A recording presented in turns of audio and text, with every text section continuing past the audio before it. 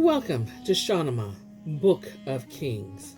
Today we continue with the reign of Shapur Zu'l Aktaf. The sun rose in the house of Leo. Day dawned and sleep fled. As the people of the city went to enjoy their festival, the resourceful maidservant put her plan into action. The palace was now empty and in her hands, and she felt her heart was like a lion's, her grip like a leopard's. She brought 2 noble horses from the stable, fine armor for a knight, as well as a number of gold coins, pearls, rubies, and other valuables. By the time she had everything ready for their flight, night had fallen again. Then the 2 of them set out joyfully for Iran, riding day and night without pausing either to eat or sleep. When they reached Kuzatan, their bodies and their horses were weak with exhaustion, and they looked for somewhere they could dismount and rest. They saw a beautiful village before them. It was filled with gardens and open spaces for the inhabitants to gather and enjoy themselves. Tired out by their flight, they knocked at the door of an orchard. The owner, a kind-hearted and hospitable man, came running, and as soon as he caught sight of the 2, dressed in armor, helmeted, and holding lances, he said, "What kind of greeting is this? Where have you sprung from at such an hour, and why are you dressed in military expedition?" Shapur replied, "You seem a good man, but how many questions are you going to ask someone who's lost his way? I'm a Persian, and I've come here fleeing from the Roman emperor and his army, and may I never see his head or crown again. If you can give me shelter tonight and treat me well as a lord of the marches, I think this will stand you in good stead one day. The tree you plant will bear fine fruit." The man answered, "My house is yours, and I am at your service. I'll try to provide whatever I can for you, and I'll mention your presence here to no one." King Shapur dismounted from his horse, and the maidservant followed suit. The orchard owner's wife made a little meal from whatever was available to her, and when they had eaten, they were shown to a place where they could relax and drink wine. The host passed the wine to Shapur and said, "Drink to whoever is in your mind now." Shapur replied, "My fine and eloquent host, the man who brings the wine should drink first, especially if he is older and wiser. You seem a little older than I am, and since you brought the wine, you should drink first." The owner replied, "A sober answer. The man who is more cultivated should drink first, which means you should, as you are old in grace of your manners, even though you are still a young man. The scent of the crown comes from your hair, and your face glows like ivory." Shapur laughed and took the wine, and a cold sigh rose from his vitals. He said to his host, "You are a man of pure faith. What news have you of the fortunes of Iran?" His host answered, "My lord, my evil never touch you, and may our enemies suffer as the Roman emperor has made Iran suffer. Persia's population is scattered, and agriculture here has gone to rack and ruin. There has been so much looting, and so many men and women have been killed, that this great people has hidden itself away. And many of them have turned Christians and gone over to their bishops." Shapur said, "And where is King Shapur, whose splendor was like that of the full moon, and the Roman emperor has grown so powerful, darkening the bright fortune of Iran?" The owner said, "My lord, may you always be mighty and prosperous. Iran's nobles have no notion where he is, or whether he's alive or dead. Everyone who was of any consequence here is now a prisoner of Rome." And the man began to whip bitterly. He said, "Stay here for 3 days. Make my house shine like the sun with your presence, for sage has said that whoever acts inhospitably has no wisdom and will suffer a harsh fate. Stay, rest, drink wine to your heart's content, and then, when it seems appropriate, do tell me your name." Shapur replied, "I accept, and for now my host is my king." The night passed in drinking and the back and forth of conversation. When the first light of dawn touched the mountain peaks and spread its golden banner over the foothills, the owner of the orchard came to his guest and said, "May your day be happy and your head reach higher than the rainy clouds. My house is unworthy of you. It's not a fit place for you to stay. You have to eat like a poor man here, and I have neither clothes to offer you nor the means to make you comfortable." Shapur said, "You are a lucky man, and I would rather be in your house than crowned and seated on a throne. Bring me the zendavesta and the barsoum, and as we pray, I wish to ask you something." The man brought all the king commanded, and when everything was ready, the king asked him the murmur of prayer, "Tell me truly, where is the chief priest now?" And the answer came, "From where I am sitting now, I can see the house of the chief priest." Then quietly the king said to him, "Ask the head man of this village for clay to make a seal." No sooner had he heard these words than the man ran to bring clay, musk, and wine. The king set his seal ring in the clay, handed the impression over to his host, and said, "Give this clay seal to the chief priest, and pay attention to what he says." At first light, the man took the impression made by the king's seal to the chief priest. The door to the audience hall was closed and guarded by a number of men, and he shouted out asking to be admitted. When they let him in, the orchard owner went straight to the chief priest, showed him the clay, and made his obeisance. When he looked at the seal's impression, the priest's heart leaped for joy. He wept over the name he saw and said, "Whose seal is this?" The orchard owner said, "The knight who owns it is sitting in my house. There is a lovely woman with him, as slender as a cypress tree. She is beautiful, wise, and has a royal dignity about her." The priest said, "Describe this man's face and stature to me." The man replied, "In springtime, when you see beside a stream a single cypress tree, that's how the knight is. He has the arms the size of some great horse's noble thighs. His chest is like that of a lion's, and his face is ruddy. There you see such a kindly grace. It makes you blush bright red. It is as though his face gave off a crown's imperial glow." As the orchard owner spoke, the priest realized that this lion-hearted man could be none other than the king, and that such a face belonged only in a royal court. He sent an envoy to the army commander, saying that the glory of Shapur had been found, and that he should gather forces from every quarter.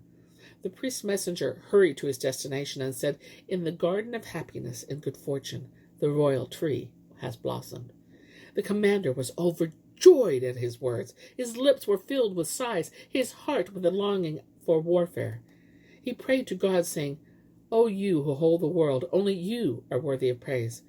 Who could have known that Shapur would see the army again, or that the army would see him?" When night displayed its black flag, and the stars appeared around the moon, from every quarter an army of men gathered in the place where the Lord of the world was living. Joyfully, they crowded about the house belonging to the orchard owner, who came to Shapur and said, "An army has collected outside our door. What do you think we should do?" Although the house was small and humble, Shapur ordered that they be admitted as they entered one by one. They bowed their faces down to the dust. Shapur embraced each of his nobles and wept to tell them of the evils he had endured. He told them of what he had suffered in the ass's skin, and of the words he had heard from the emperor. He described the beautiful serving girl's nobility of spirit and all she had done for him, and added, "To her and God I owe my life. May she be blessed with happiness eternally. A mighty king's the slave of those slaves who show magnanimity in all they do. I am the slave of this true-hearted slave, who's been so selfless, generous, and brave. Now that I resume my kingship and the command of my armies, send messengers and set advance guards on the roads. In particular, close the roads to Ctesiphon, as I want no news of this to reach the Roman Empire. He realizes the glory of Persian sovereignty has awoken again. He will lead an army against us and break the backs of our forces. At the moment, we can't equal him in military fortune. When our priests have gathered an army so dense that not a mosquito can pass through the ranks, then we shall revise our plans and secretly rid our garden of these noxious weeds. For now, we need guards everywhere, watching day and night. No one should take off his armor and lie down to sleep while the Roman threat hangs over us." Not many days before the Persian army had grown to 6,000 men, Shapur sent spies to Ctesiphon, which had been occupied by the Romans, to report on the emperor and his court there. Stealthily and secretly, the spies collected information. They reported to the king and said, "The emperor spends all his time drinking and hunting and gives no thought to warfare. His army is scattered about the countryside, plundering what they can find. They send out no scouts by day. They set no guards at night. They're like a flock without a shepherd. The emperor has no thought of any enemy attacking from anywhere and is content to live following his fancies. Shapur was overjoyed to hear this, and his past sorrows dispersed like the wind. He chose 3,000 Persian warriors, well equipped and barding for their horses. They put on their armor in the night's darkness and set off towards Ctesiphon, riding quickly by night and hiding during the day.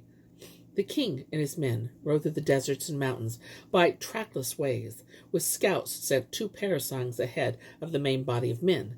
So they went forward until the scouts came within the sight of Ctesiphon. At this time, 2 watches of the night had passed, and the emperor had no suspicion that anything was amiss, until he heard the din of drums and the cries of sentries ringing out like a cock-crow.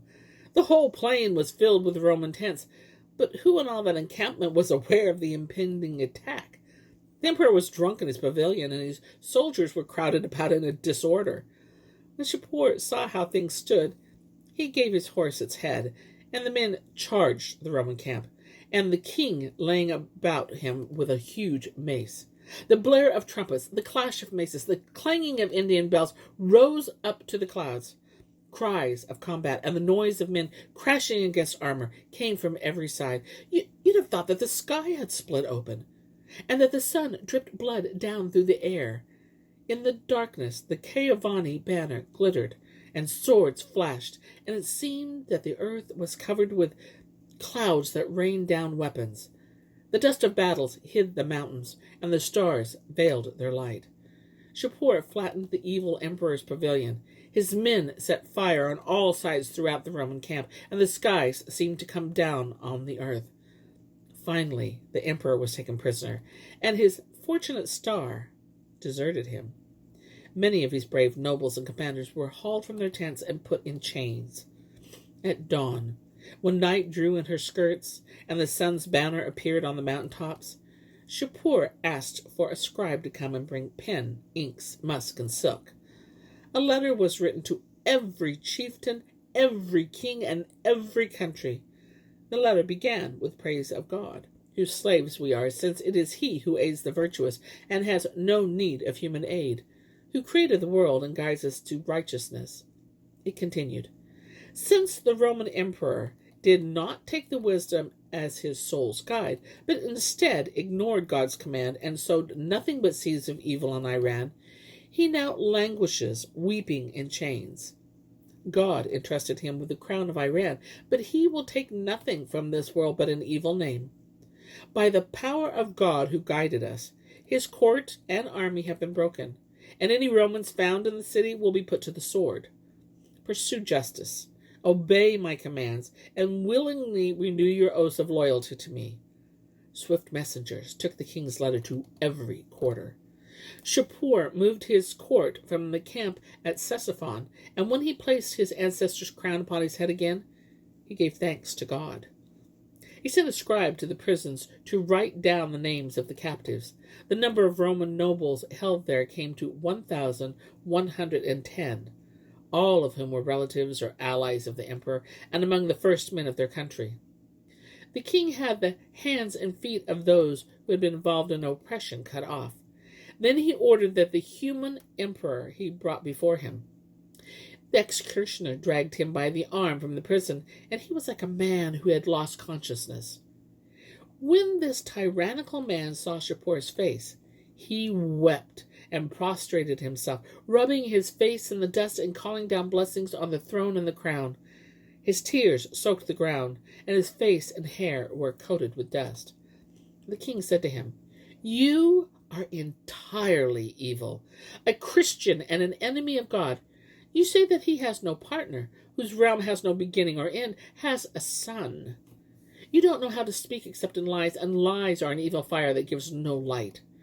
If you are an emperor, where are your shame and good sense? Where is your consciousness to guide you?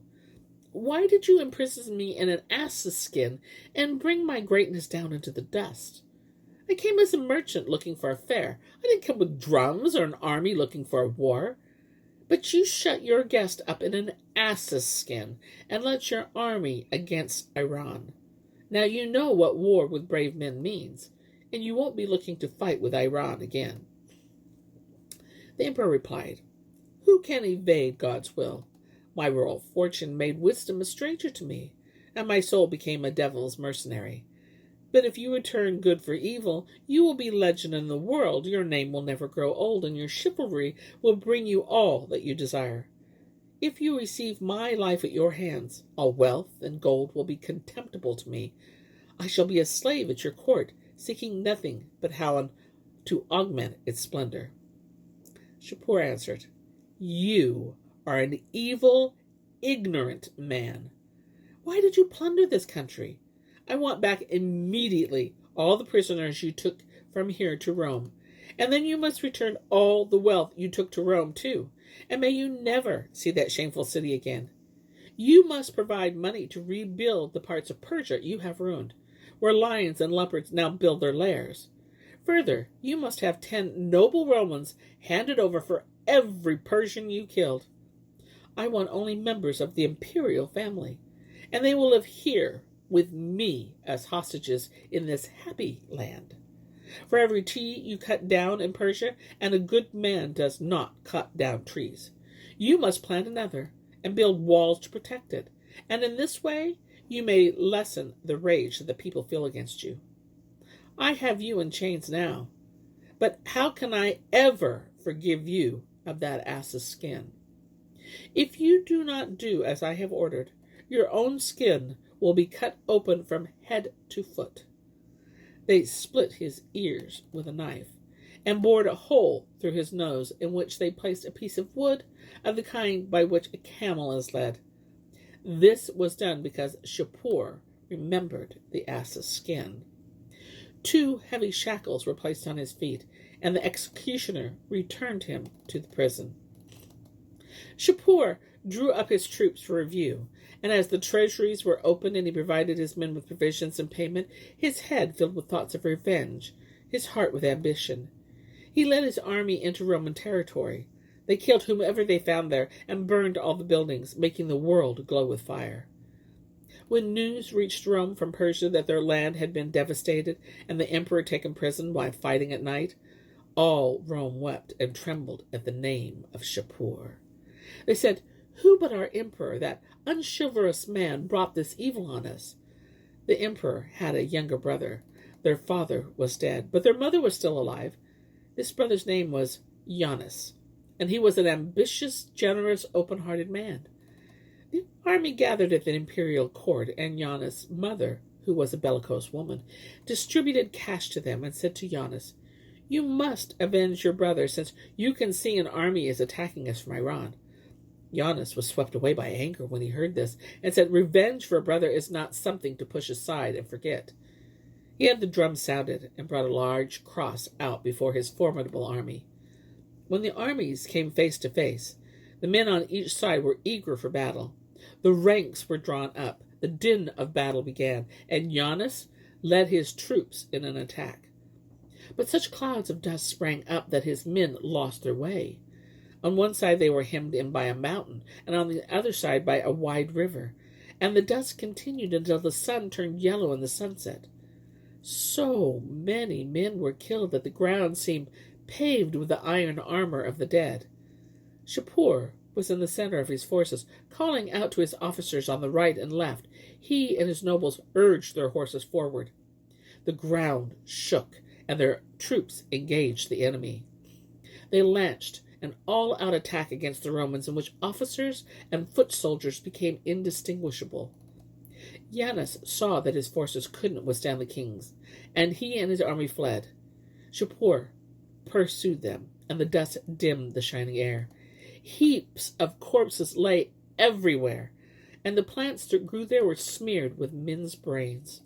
The whole plain was filled with trunkless, limbless heads of slaughtered Romans.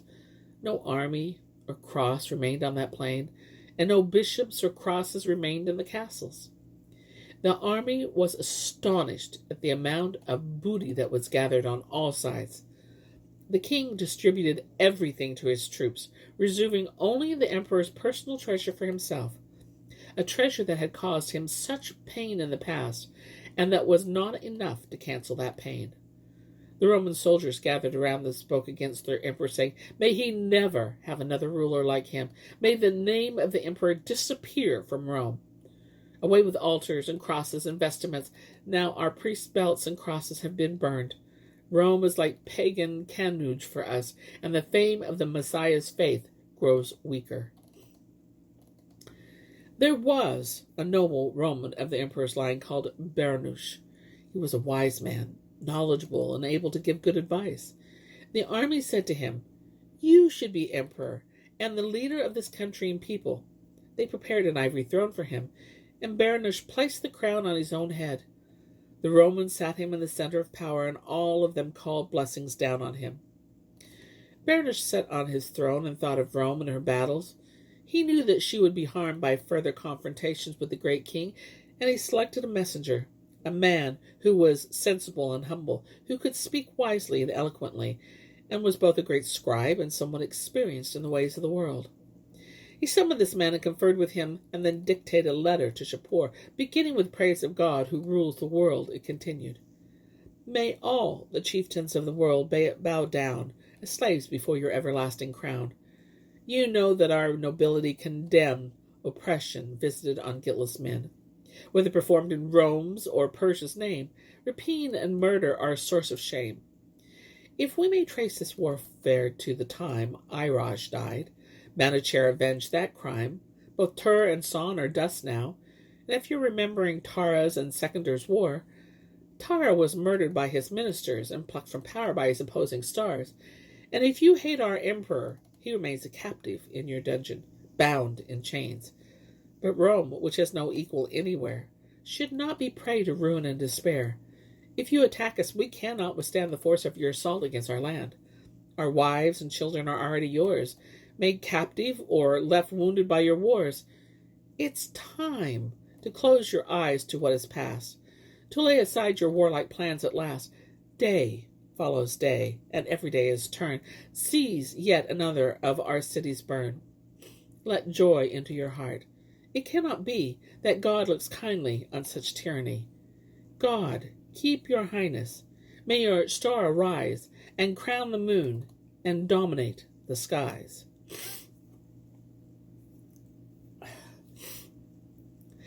The letter was sealed with the emperor's seal, and the messenger set off for Shapur's court. When the letter, with its fine sentiments, was read aloud to Shapur, he frowned. His eyes filled with tears, and he forgave the Romans. He immediately wrote an answer, going over the good and bad of the past, and adding, "Who was it who sold his guest in an ass's skin and rekindled ancient enmities? But if you are wise, come before me, bringing philosophers from your country. Since I have decided on peace, I shall not prepare for war. I shall let you go free from this narrow pass in which you find yourself." The messenger returned and took the king's answer. Word by word, he reported everything that had been said. Bernush was overjoyed, and when he saw the answer to his letter, he ordered that 100 Roman nobles travel with him to Shapur's court, and took 60 donkeys loaded of silver, together with jewels and textiles, and 30,000 gold coins as a present. The nobles entered Shapur's presence bareheaded, and scattered the gold before him. Shapur welcomed them warmly, then turned to Bernush and said, "Many shameless, unjust men came here from Rome, and turned our cities into waste reed beds. I want compensation from these ruined places that are now the haunts of lions and leopards." Bernush replied, "Tell us what must be done. Do not turn your face from us now that you have granted us peace." The great king answered, "If you wish me to cancel your sins against us, 3 times a year Rome must send us 1,000,000 gold coins, and if you wish to curtail my anger, you will grant me the town of Nazabin in Mesopotamia." Bernush replied, "Iran is yours, and Nazabin and its plains and warriors are yours. We accept your terms and the tribute we must pay, since we have not the power to oppose your anger." In the treaty between them, Shapur promised never to lead an army into Roman territory unless it was done in a fitting ceremonial manner that did nothing to diminish Rome's dignity. Then Shapur made much of his guest, treating him more kindly than his own nobles. When the embassy had gone, Shapur gave many thanks to the world's creator, and set off joyfully for Es-Teker, the most splendid sight in Pars.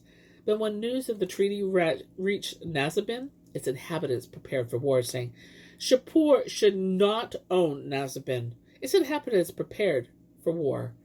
He has no respect for Christianity. All his concerns is for Zend Avesta and the faith of Zoroaster. He won't listen to us when he comes, and we have no interest in his scriptures or his faith. The common people took over the city, and its citizens sat in the saddle, ready for war. When news arrived that the way of Nazabin had been blocked, Shapur burst out into rage against the Christian faith and sent a huge army against the town. He said, It's ridiculous to respect a religion whose prophet was killed by Jews. The army traveled as quickly as wind-borne dust. For a week its cavalry and lion-hearted warriors fought, and the city's inhabitants were hard-pressed. The Persians killed many of their leaders and put those who remained alive in chains. Then the citizens sued for quarter, sending a letter to Shapur, who granted the request and ordered his army home. Shapur was now famous throughout the world, and his power was acknowledged everywhere. He was referred to as the victorious king. As for the young servant girl who had been released from her captivity and held to his power, he named her Delafrazie Farope, the heart's delight, who brings good luck, and she was his favorite among his womenfolk. He gave the orchard owner considerable wealth and sent him happy on his way. The Roman emperor remained in his prison, wretched and in chains, with his flesh eaten away by the shackles. His wealth in Rome was gathered together and sent to Persia, and he lived a little longer with sighs always on his lips. Finally, he died while still chained and imprisoned, and his crown passed to another man. Shapur sent his corpse to Rome in a coffin, with his head crowned with musk, and said, This is the end of all of us, and I do not know where our peace is to be found. One man acts with cruelty and stupidity, another with wisdom and glory, but for each of them its time here passes in the same way. Blessed is the man who commits no evil in the world. Then Shapur built a city for the prisoners he'd taken in Khuzestan, which he called Kor Amabud, the city of joy. And he settled there the men whose hands he'd cut off. The whole area was given over to them, and each new year they received a robe of honor from the king. He built another city in Syria, which he named Pirasi Shapur, Shapur's victory. And he built a third city, which had a castle and a hospital in it, near Avaz. He called this one Ken-Ami Azaran, the captive's dwelling, and his prisoners found peace and contentment there. Shapur had reigned for 50 years, and there was no one to equal him at that time. An eloquent man arrived from China, and the world will never see his like again. His abilities had stood him in good stead, and he had become a powerful man. His name was Mani. He said, I am a prophet and a painter, and I am the first of those who introduce new religions into the world. He asked for an audience with Shapur, hoping to persuade the king to support his claim to be a prophet. He spoke fluently, but the king remained unconvinced by his talk. Shapur's mind was troubled by his words, and he summoned his priests and spoke to them at length about Mani. He said, This man from China talks very well, but I have doubts about the religion he proposes. Talk to him and listen to what he has to say. It may be you'll be won over by him. They answered, This painter will be no match for the chief priest. Listen to Mani by all means, but summon our chief priest, and when Mani sees him, he won't be in such a hurry to talk.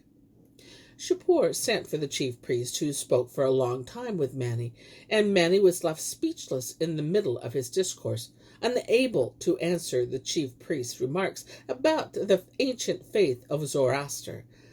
The chief priest said to him, You love images. Why do you foolishly strive with God in his way? God, who created the high heavens and made time for space in which darkness and light are manifest, whose essence is beyond all other essence, and who fashioned the heavens to turn by night and day. Your refuge is with him. All you suffer is from him. Why do you put such trust in images, ignoring the advice of the prophets? Images are multiple, but God is one, and you have no choice but to submit to him.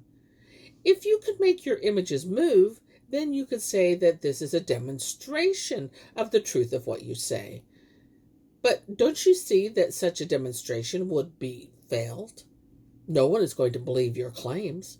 If Ahriman were God's equal, dark night would be like smiling daylight. In all the years that have gone by, night and day have kept their places, and the heavens' turning has neither increased nor diminished. God cannot be contained by our thoughts, for he is beyond all time and place. You talk as a madman do, and that is all there is to it. No one should support you.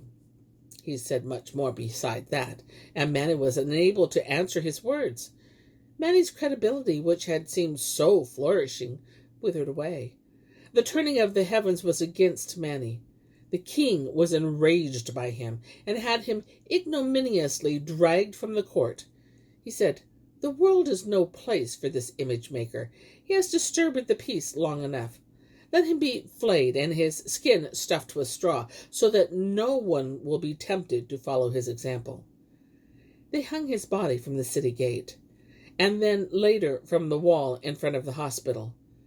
The world praised Shapur, and men flung dirt on Manny's corpse. Shapur's life became a garden within which grew roses without thorns.